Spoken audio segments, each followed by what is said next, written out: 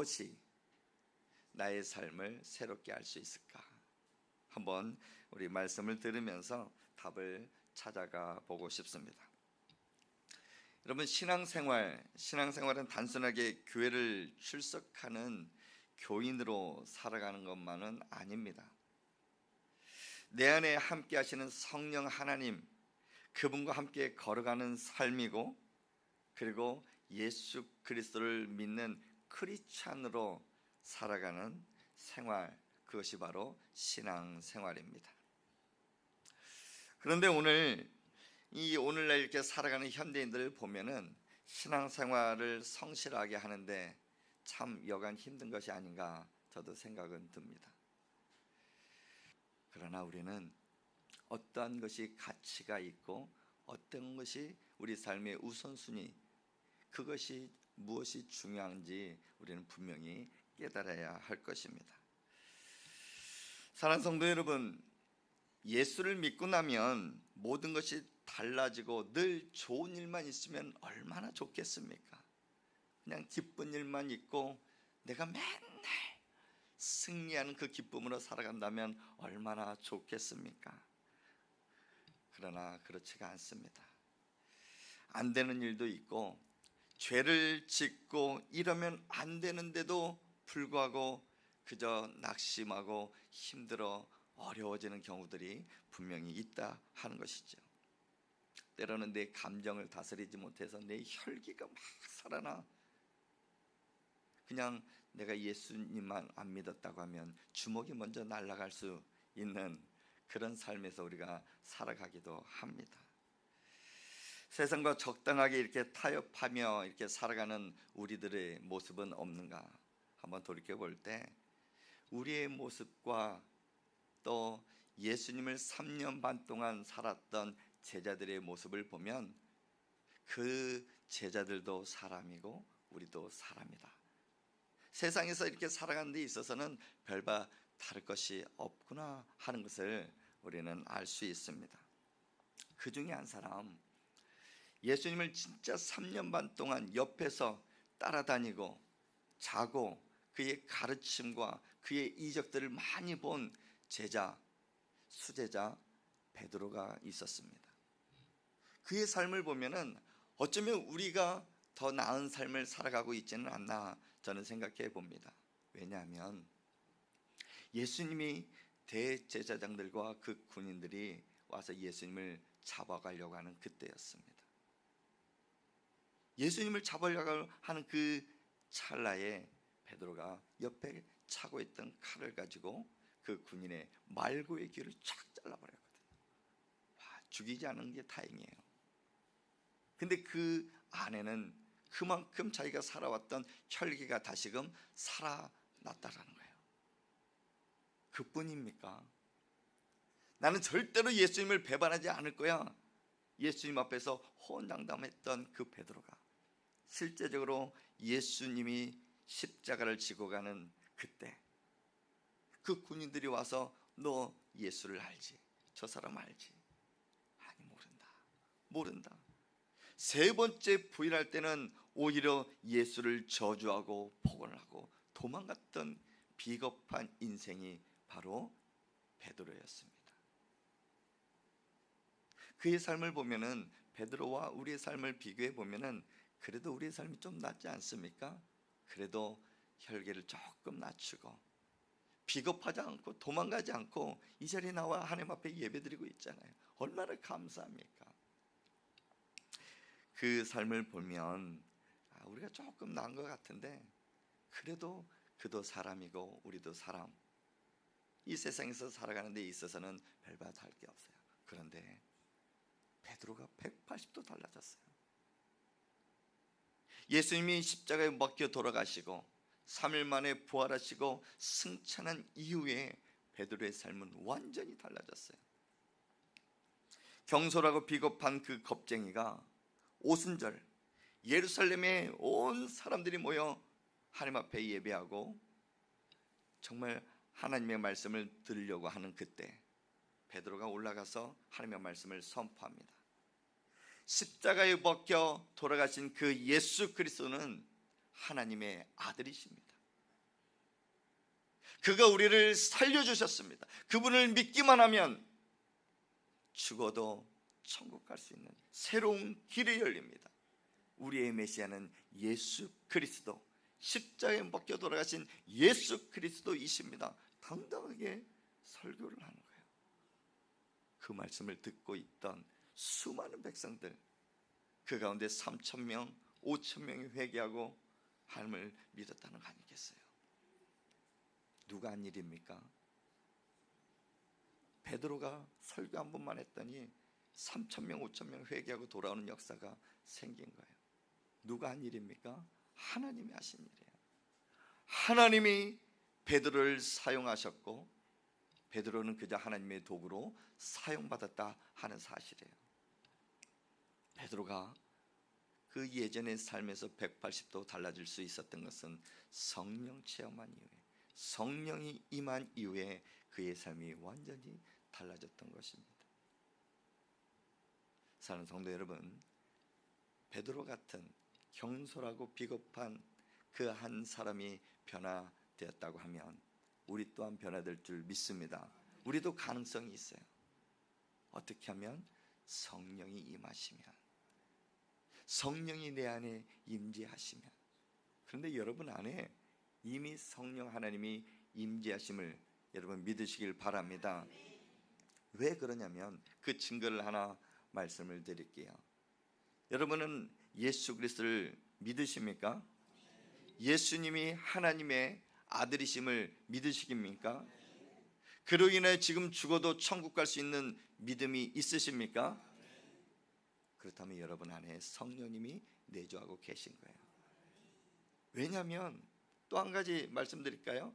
여러분, 하나님이 여러분에게 누가 되십니까? 아버지. 여러분, 하나님이 여러분의 아버지가 되십니까? 아멘. 내 입술로 하나님을 나의 아버지라 고백할 수 있고 내가 지금 죽어도 천국 갈 수 있다 하는 그 믿음이 생긴 것은 내 스스로 할 수가 없어요. 성령 하나님께서 여러분의 마음을 만져주셔야, 그리고 내 안에 성령 하나님께서 임재하셔야 그렇게 고백할 수 있다는 사실이에요. 그래서 여러분 두 손 여러분 가슴에다 두고 이렇게 한번 고백해 봅시다. 하나님 아버지 감사합니다. 하나님 감사합니다. 왜요? 내 안에 성령 하나님이 임재해 주셔서 감사합니다. 여러분 안에 성령님이 계신다면 베드로처럼 큰 일을 감당할 수가 있어요. 하나님이 여러분을 지금 오늘도 살려주시고 그리고 숨쉬고 생명 주시고 오늘도 살아가게 하신 것은 하나님의 분명한 뜻과 계획이 있습니다. 하나님 앞에 예배함을 통해서, 그리고 또 여러분 한 사람 한 사람을 통해서 하나님의 은혜가 흘러가길 주님의 이름으로 축복합니다. 사도행전 하면 다른 말로 하면 성령행전이라고 합니다. 왜냐하면 성령의 역사가 예수 그리스도 죽으시고 부활 승천하신 이후에 성령의 역사가 놀랍게 교회마다 가정마다 삶마다 많이 나타났기 때문에 성령행전이라고 합니다. 그 바라옵기는 저는 저와 여러분의 삶이 성령님과 함께 함을 통해 매일매일 뉴 라이프, 새로운 삶, 기쁨과 감사가 넘쳐나기를 원합니다. 그래서 성령 하나님이 나와 함께 하시는데 그분과 함께 동행하다 보면 때로는 세상을 바라보면 낙심하고 어렵고 힘들고 고난이 있다 할지라도 나의 눈을 들어 하나님을 바라보고 내 안에 성령 하나님을 기억하고 함께 동행한다면 그 모든 것도 이겨낼 수 있다는 사실이에요. 그래서 여러분 믿음으로 승리할 수 있길 주님의 이름으로 축복합니다. 오늘 말씀을 보면은 예수님께서 부활하시고 40일 동안 제자들과 함께 있었습니다. 그리고 승천하시기 직전에 그가 제자들에게 두 가지 당부를 합니다.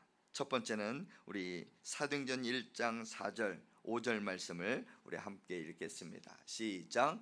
예루살렘을 떠나지 말고 들은 바 아버지께서 약속하신 것을 기다리라. 요한은 물로 세례를 베풀었으나 너희는 몇 날이 못되어 성령으로 세례를 받으리라. 아멘. 두 가지 당부한 그 사항이 첫 번째 여기 나옵니다. 너희들은 기다리라. 기다리라. 첫 번째 기다리라 당부하는 거예요. 왜 기다리라고 했을까요? 지금까지는 성령의 체험을 받지 못했어요. 분명히 예수님과 함께 있을 때는 어디 가나 예수님이 모든 이적을 다 행하시고 예수님께서 방패막이를 다 해주셨거든요. 그러나 아직까지는 이 제자들이 세상에 나갔을 때는 이런저런 박해와 핍박과 모든 고통으로 쉽게 넘어질 수 있기 때문에 예수님 그들에게 잠깐 기다려라. 너희에게 성령으로 세례를 베풀 것인데 너희가 성령 충만하여야 이 모든 세상을 이길 수 있어. 너희는 기다려라 그러는 거예요. 첫 번째 당부가 뭐라고요? 기다리라. 그럼 두 번째 당부는 무엇일까? 우리 사도행전 1장 8절 말씀을 같이 읽겠습니다. 시작. 오직 성령이 너희에게 임하시면 너희가 권능을 받고 예루살렘과 온 유대와 사마리아와 땅끝까지 이르러 내 증인이 되리라. 아멘. 오직 성령이 너희에게 임하시면 너희가 무엇을 받고? 권능을 받고. 잠깐만 기다려. 첫 번째 당부하신 후에 내가 너희에게 권능을 베풀 것이야. 이 권능이라는 것은 파워입니다. 영적으로 이야기하면 스트렝스예요. 새로운 힘입니다. 힘이 있어야 이 세상을 넉넉하게 이길 수 있지 않느냐? 그리고 말씀을 하시는 거예요. 여러분 다이너마이트 아세요? 다이너마이트 모르십니까? 아직 손에 넣어보신 적이 없고 이 다이너마이트에 우리가 실제적으로 보지는 않았지만 첫 번째는 이것을 사용했던 적이 있어요. 어떨 때? 폭발시킬 때. 건물을 폭발시킨다든지 아니면은 정말 막혀있는 그 모든 것을 이렇게 장애물을 없앨 때 이렇게 시켰는데 지금은 전쟁에서도 많이 사용하죠. 실제적으로 만지거나 보지는 못했어도 그의 위력은 얼마나 큰지 우리는 너무나 잘 알고 있습니다.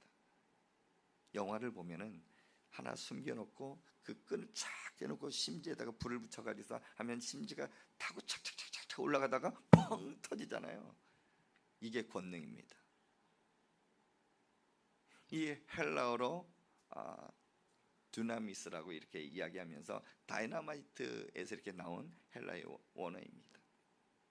이 권능이라는 것은 내 안에 내재되어 있는 성령 하나님 분명히 살아계셔 역사하시는데 권능을 받으면 하나님이 내게 힘을 주시면 여러분에게도 숨겨진 힘이 있다라는 거예요. 그리고 어느 순간에 다이너마이트가 팍 터지는 것처럼 여러분 또한 그 능력들이 여러분 안에 있는 줄 믿으시길 바랍니다. 성령이 임하시면 권능을 받고 그리고 예수님께서 말씀합니다. 예루살렘과 온 유대와 사마리아와 땅끝까지 이르러 내 증인이 되라. 여러분 신앙생활을 하면서 참 힘든 거 두 가지가 저는 있는 것 같아요. 크게 두 가지 있는 것 같아요. 여러분 전도하는 게 쉽습니까? 어렵습니까? 네, 어렵다라고 할 줄 알았어요. 네, 신앙생활을 오래 해도 정말 전도하는 게 너무나 힘들어요. 이 전도의 전자만 들어도 부담감이 확 들어요. 그렇죠? 주님 이렇게 하면서 진짜 전도해야 되는가? 근데 여러분 누구 때문에 지금 예수 그리스도 믿고 있습니까?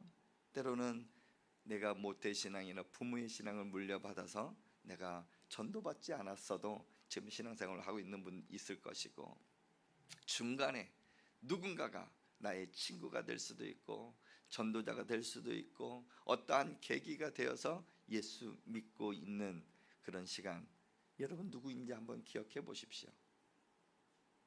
나는 스스로 왔습니다. 그럼 저도 할 말은 없지만 스스로 온 자에게 있어서도 하나님이 분명하게 계획하시고 뜻하시고 하나님이 인도하셨으리라 저는 믿습니다. 근데 전도하기가 쉽지가 않아요. 그러나 성령이 임하시면 권능을 받고 그 모든 것을 감당할 줄 믿으시길 바랍니다. 사도 바울이 그랬어요. 내게 능력 주신 자 안에서 내가 모든 것을 할 수 있다. 때로는 비천에 처할 줄도 알고 내가 가난에도 취할 줄도 알고 모든 것을 할 수 있는 능력은 하나님의 능력입니다 라고 그가 고백을 하는 거예요.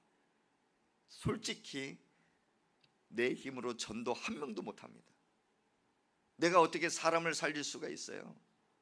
나 한 사람, 나의 목숨 하나 건지는 것도 쉽지 않은데 죽어가고 있는 영혼을 어떻게 내가 살립니까? 그러나 여러분 성령이 임하시고 하나님이 우리와 함께 하시면 여러분 가능한 줄 믿으시길 바랍니다. 두 번째, 신앙생활을 하면서도 쉽지 않은 것이 하나가 있어요. 용서입니다. 용서. 지금도 용서 못한 한 사람이 생각날 수도 있을 거예요. 지금까지도 내 그 이름 석자만 생각하면 내가 고등학교 때 누구 내가 회사 다니면서 그 상사 누구 엄마가 될 수도 있고 아빠가 될 수도 있고 우리 형제들이 될 수도 있어요. 근데 용서하는 게 쉽지가 않아. 그렇죠? 그렇게 간절하게 기도하고 하나님 내가 용서할 수 있는 마음 허락해 주십시오. 그때 당시에는 용서할 수 있을 것 같은데 그 사람 얼굴만 보면 이름만 기억하면 용서라는 단어가 싹 사라져.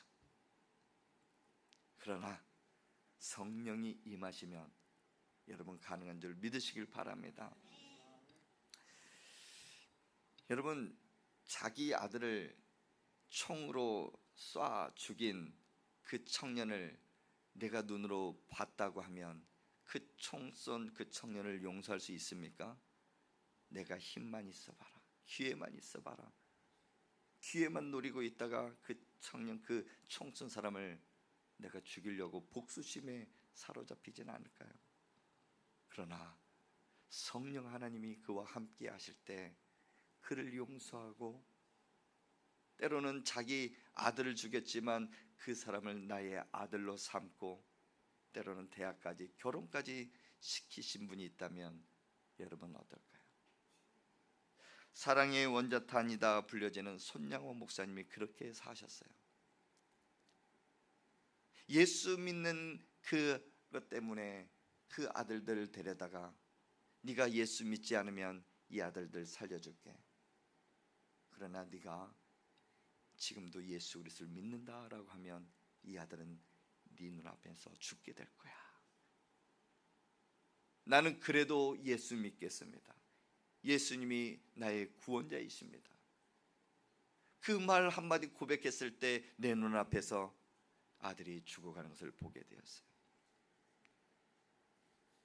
그러나 그 안에 하나님이 살아계시기에 저 총을 쏜 청년들을 전도해야 되겠다. 그에게 한 번, 두 번 다가가 복음을 전하기 시작했습니다. 그 복음을 듣고 총을 쏜 청년들이 예수 그리스도를 믿게 되었어요. 그리고 그 이후에 이 손영원 목사님이 그들을 아들로 삼아주시고 총을 쏜 그들을 용서해 줬다는 거예요. 그리고 대학까지 결혼까지 시켜줬던 손영원 목사님 그 일생을 우리는 알고 있습니다. 그게 어떻게 가능합니까? 인간적으로 보면 정말 상상치도 어떠한 소설에서나 나올 수 있는 법한 이야기일 수 있지만 그 손영원 목사님과 함께 하신 그 안에 성령 하나님이 내주하시기 때문에 살아계신 그 하나님을 믿고 있기 때문에 그 용서는 가능했던 것입니다.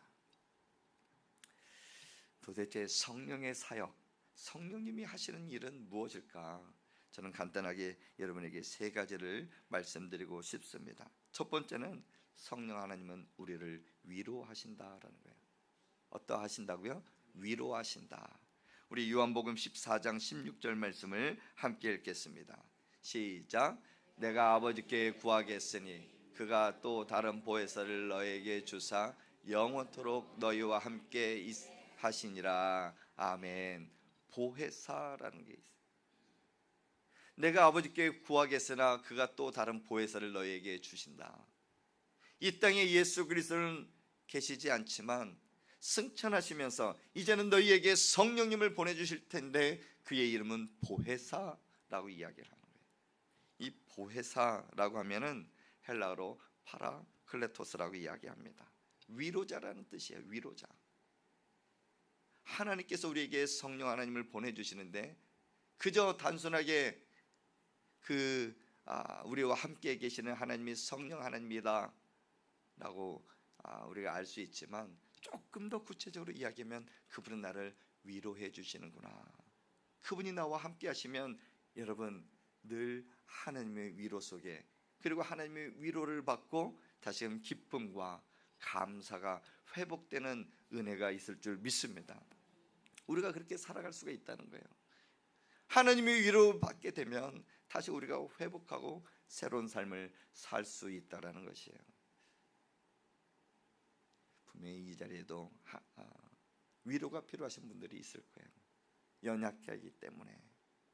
근데 세상 사람 어느 누구도 나를 위로해 줄 사람이 없어요. 아이들 양육하고 집안일하며 이런저런 일 막 감당해서 너무나 힘든데 여보 나 힘들어 라고 하면 뭐라고 이야기합니까? 약 먹어. 한 달 전 병원 가봐. 위로의 말 한마디 듣고 싶은데 그래 그렇게 힘들었어? 그래 일로 와 내가 어깨를 주물러 준다든지 어디가 아픈데 그 말 한마디면은 정말 하루 아이들을 키우고 집안일 했던 모든 체중이 다 내려갈 텐데 병원이나 가봐. 그게 말이 됩니까? 세상에 정말 위로받고 싶은 사람이 아내뿐만이 아니라 남자들도 위로받고 싶어요. 상사에게 위로받아요? 아니요. 그리고 치고 올라오는 후배들한테요? 아니요. 집에서 위로받아야 돼요. 혹여나 그런 위로 못 받는다 할지라도 하나님은 여러분을 위로하시는 그 분임을 여러분 기억하시길 바랍니다. 하나님의 위로가 있다고 하면 괜찮은 거예요. 하나님의 위로가 있다고. 왜냐하면 성령님은 우리를 위로하시는 분이시기 때문에. 또 한 가지 성령님이 하시는 일이 있다고 하면 죄를 이기게 하십니다. 죄를 이기게 하셔요. 죄의 유혹이 참 대단합니다. 점점 강도도 심해지고 방법도 엄청나게 늘어가는 것 같아요. 이 세상 살아가는 게 만만치 않다라는 것이죠. 그래서 우리가 생각해 보면은 어느 순간에는 내가 교회에다가 예수님 하나님 앞에 한 다리 걸치고 하나는 세상에다 걸치고 양다리 걸치고 살아가면서 합리적으로 그래도 이쯤 되면 괜찮아. 근데 실제적으로는 죄를 이기지 못하는 게 사람입니다. 내가 어떻게 죄를 이길 수 있어요? 내가 못 이겨요. 그러나 성령 하나님 나와 함께 하시면 그 모든 죄를 이길 줄 믿습니다. 우리 요한일서 1장 8절에 보면 이런 말씀이 있습니다. 만일 우리가 죄가 없다고 말하면 스스로 속이고 또 진리가 우리 속에 있지 아니할 것이요. 죄는 누구나 다 가지고 있어요. 우리 안에 내재해 있어요. 그러나 우리가 어떻게 이길 수 있습니까? 로마서 8장 13절 말씀 시작. 너희가 육신대로 살면 반드시 죽을 것이로되 영으로서 몸의 행실을 죽이면 반드시 살리라. 아멘. 몸의 행실대로 쫓아가면 우리는 반드시 죽습니다. 그러나 성령 하나님 쫓아가면, 성령님과 함께 동행하면 우리는 반드시 살아나게 될 줄 믿습니다. 우리의 힘으로는 못해요. 죄를 어떻게 이깁니까? 마귀가 가만히 두지 않아요. 조금만 틈만 있으면 우리 안에 틈타서 들어와요. 사단을 동물로 비유하면은 뱀의 비유를 합니다. 이 큰 구렁이가 있는 반면에 정말 실처럼 가느다란 실뱀이 있어요. 이 커다란 뱀이 지나가려고 하면 큰 구멍이, 큰 길이 있어야 되겠지만 이 가느다란 뱀은 조금만 틈만 있으면 틈새로 다 삐죽고 들어가요. 제가 어렸을 때 초등학교 때는 하우스에 살았습니다. 비닐 하우스에서 이렇게 살았는데 그때는 연탄 보일러 이렇게 뗐거든요. 저희 앞에는 이제 마당이 있었는데 학교를 갔다 오는 순간에 그 잔디밭에서 우리 집안으로 뱀이 들어가는 것을 봤어요. 막 소리치면서 누구를 찾았겠습니까? 아빠. 엄마도 뱀 보면 무서웠을 거예요. 아빠를 불렀어요. 아빠를 찾고 아빠! 뱀이 들어갔어. 근데 우리 들어가는 입구에 연탄 보일러가 있고 연탄을 여기 수북하게 이렇게 쌓아놨어요. 연탄에 구멍이 뻥뻥뻥 뚫려 있는 거 기억나시죠? 어느 순간에 보니까 뱀이 안 보이는 거예요. 그래서 어디로 들어갔을까? 먼저 집안에 들어갔을까? 집안에는 없는 걸 확인하고 문을 꽉 잠갔어요. 그리고 어디로 들어갔을까 고민하면서 보니까는 잠깐 머리를 싹 내민 그것을 보게 됐어요. 어디에서요? 연탄 구멍에서. 와! 그래서 연탄을 한 장씩 한 장씩 그것을 끄집어 내리면서 보는데 뱀도 엄청나게 빠릅니다. 구멍 사이로 다 지나가는데 진짜 맨 나중에 연탄 한 장 남았을 때 거기에 쫙 있으면서 머리를 찢게 세우는 거예요. 그때는 저는 봤습니다. 아버지가 연탄 집게로 그 뱀의 머리를 쫙 누르는 것을 봤어요. 와, 뱀은요 조그만한 틈만 있으면 다 삐죽고 들어갑니다. 사단이 그래요. 우리를 어떻게 해서든지 쓰러뜨리고 넘어뜨리려고 하는, 그러면서 죄를 짓게 하는 게 사단인데 그 괴력에 어떻게 넘어갈 수 있어요? 그러나 사단도 우리의 죄도 성령 하나님이 함께 하시면 우리는 넉넉하게 이겨낼 줄 믿습니다. 성령님이 하시는 이야기. 그래서 성령의 충만함을 받아야 되는 것이. 세 번째는 그 성령님은 우리에게 꿈과 비전을 줍니다. 우리 요엘 2장 28절 말씀을 같이 읽겠습니다. 시작. 그 후에 내가 내 영을 만민에게 부어주리니 너희 자녀들이 장래를 말할 것이며 너희 늙은이는 꿈을 꾸며 너희 젊은이는 이상을 볼 것이며. 아멘. 여러분 그냥 읽었지만은 좀 말씀을 묵상해 보면 이상한 데를 발견할 것입니다. 자, 여기에도 나이가 드신 분이 있고 젊은 분이 있는데 너희 여기 이제 성경에는 늙은이라고 그래요. 나이 든 연장자를 이야기하죠. 근데 그들이 무엇을 꾼다고요? 꿈을 꾼대요. 목사님 이거 말씀 좀 이상한 거 아니에요? 이 나이에 무슨 꿈을 꿔요? 꿈은 어린 아이들, 지금 저 옆에서 예배드리는 그 초등학교 그리고 고등학생들, 젊은이들이 꿈을 꾸는 게 맞지 않습니까? 하나님 내게 꿈을 주십시오. 꿈과 비전을 하나님 내게 주시면 앞으로 그 미래를 하나님 앞에 드리겠습니다 하면서 꿈을 주십시오 하는 게 젊은이 같은데 여기는 늙은이가 꿈을 꾼대요. 반대로 젊은이가 이상을 볼 것이다. 이 이상은 환상이거든요. 예언을 한다는 것 똑같아요. 좀 바뀌어야 합리적으로 그리고 문법이 이렇게 좀 맞는 것처럼 보여요. 하지만 성경은 1.1획 틀린 것이 없어요. 그 앞에 그 후에 내가 내 영을 만민에게 부어주리니, 성령을 받게 되고 성령에 충만해지면 우리의 생각과는 다르게 역사하는 것이 하나님의 역사다라는 것을 말씀해 주고 있는 거예요. 우리 머리가 희끗하시고 나이가 드셨다고 여러분 실망할 이유가 없어요. 오늘부터 여러분 꿈을 꾸시기 바랍니다.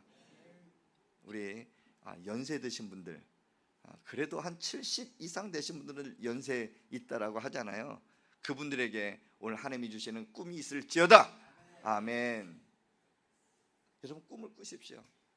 가정을 위해서 꿈을 꾸시고 교회를 위해서 꿈을 꾸시고, 지금도 내가 살아있다는 것은 하나님이 나를 통해 하실 일이 있구나. 아이고 무릎도 아프고 허리도 아프고 눈도 침침한데 무슨 꿈을 꿔요. 아니요, 성령이 임하시면 하나님이 나와 함께 하시면 가능한 줄 믿습니다. 그리고 이상이라고 그랬어요. 젊은이들에게 이상, 그것은 큰 비전을 이야기합니다.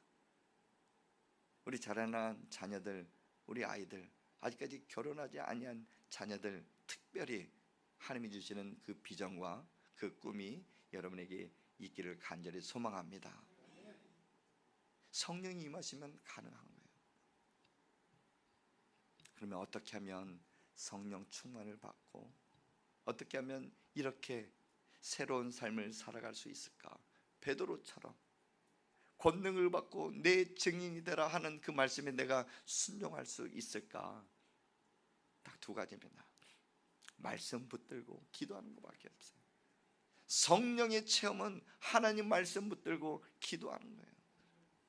특별히 기도의 역사를 여러분 간절히 사모하시길 바랍니다. 사도행전 4장 31절 말씀 우리 같이 읽겠습니다. 시작. 우리가 다 성령이 충만하여 담대히 하나님의 말씀을 전하니라. 아멘. 빌기를 다음에 기도했다는 거 아니겠어요? 모여서 기도했대요. 그랬더니 성령이 충만하여 그 이후에 담대히 하나님의 말씀을 전하였다라는 거예요. 기도할 때 성령의 역사는 일어날 줄 믿습니다. 특별히 회개 기도를 해야 돼요. 우리 한 절 더 읽겠습니다. 사도행전 2장 38절 말씀 시작. 사도행전 2장 38절 말씀, 제가 읽겠습니다. 우리 베드로가 이르되 너희가 회개하여 각각 예수 그리스도의 이름으로 세례를 받고 죄 사함을 받으라. 그리하면 성령의 선물을 받으리니. 아멘. 베드로가 이르되 너희가 회개하여. 회개 기도가 너무나 중요합니다. 이 회개라는 것은 내 안에 죄가 씻겨지고 사함을 받는다라는 것이에요. 그래서 이런 모습을 보면서 우리 교회가 가장 중심에 서 있는 것이 바로 예배이고 기도다라는 것을 그 붙들고 지금 나아가고 있습니다. 새벽마다 부르짖죠. 두 손 높이 들고 주여 세 번을 치고 간절히 부르짖습니다. 금요 성령 집회는 어떻습니까? 그때도 하나님 앞에 간절히 부르짖죠. 하나님 나의 죄를 용서해 주시고 성령 하나님께서 임재하여 주셔서 우리 가정을 살려주십시오. 우리 교회를 살려주십시오. 우리 생업을 살려주십시오. 내 힘으로 못하니 하나님 내게 성령을 부어주십시오. 기도하는 거예요. 여러분, 성령이 충만할 때 베드로 우리와 똑같은 성향 사람입니다. 오히려 그 사람과 비교해보면 우리가 조금 더 나을 수가 있어요. 왜냐하면 혈기가 없잖아요. 그러나 그도 사람, 나도 사람. 그가 큰 일을 할 수 있었던 거 성령의 체험, 성령의 충만함을 가지고 살았다면 우리도 가능한 줄 여러분 믿으시길 바랍니다. 이번 한 주 여러분 새로운 삶을 꿈꾸십니까? 기쁨과 감사로 살아가기를 원하십니까? 성령 하나님이 내주하심을 믿고 성령의 충만한 삶으로 살아가 정말 하나님이 기쁘시고 하나님이 원하시는 참된 그 삶으로 살아가기를 주님의 이름으로 축복합니다.